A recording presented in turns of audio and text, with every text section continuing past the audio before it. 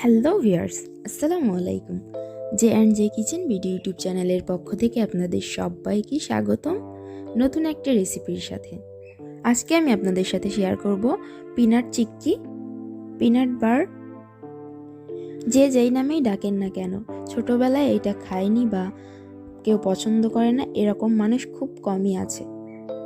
আর এটা মাত্র 2টি উপকরণ দিয়ে বানিয়ে নেওয়া যায়। বাইরের কেনার থেকে বাসায় বানিয়ে সেটা খাওয়া অনেক বেশি মজার। আশা করছি আমার আজকের রেসিপিটা আপনাদের কাছে ভালো লাগবে। এখন চলে যাচ্ছি রেসিপিতে।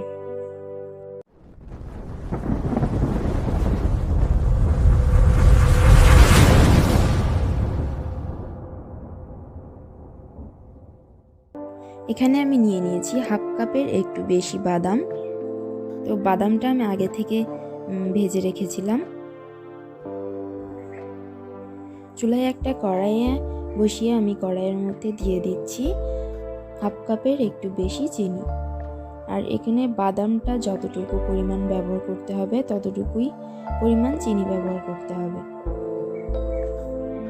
চিনির মধ্যে দিয়ে দিচ্ছি 2 টেবিল চামচ পানি।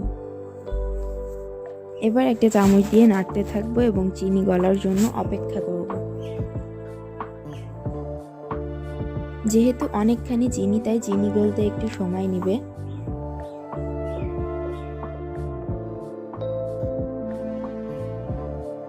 তো চিনিটা গলার পর এর মধ্যে আমি দিয়ে দিচ্ছি 1 টেবিল চামচ বাটার। এখানে আপনারা চাইলে ঘিও দিতে পারেন। এবার আমি বাটারটা গলিয়ে নেব।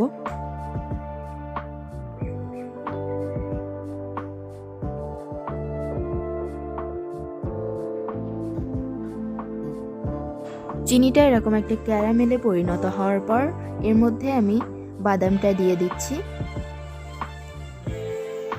এবার এটা এইভাবে একটু নাড়তে থাকবো।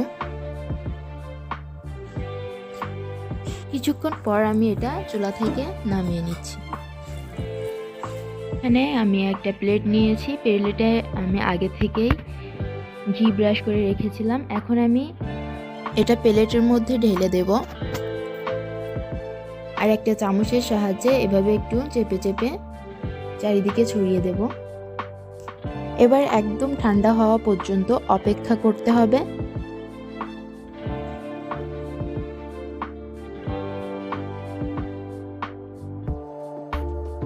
ঠান্ডা হওয়ার পর আমি এইভাবে ভেঙে নিয়েছি।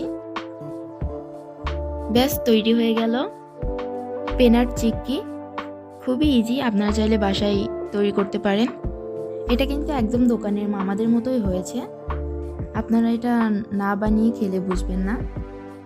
আর আপনারা বাসায় ট্রাই করার পর দোকান থেকে কিনে খাওয়ার থেকে বাসায় বানিয়ে খাওয়াই বেশি পছন্দ করবেন। আমার রেসিপিটি যদি আপনাদের কাছে ভালো লাগে তাহলে প্লিজ আমার চ্যানেলটি সাবস্ক্রাইব করবেন এবং পাশে থাকা বেল আইকনটি প্রেস করে রাখবেন। তো আজকে এখানেই বিদায় নিচ্ছি। ফিরে আসবো আবার কোনো নতুন রেসিপির সাথে। ততক্ষণ পর্যন্ত সবাই সুস্থ থাকবেন, ভালো থাকবেন। আল্লাহ হাফেজ।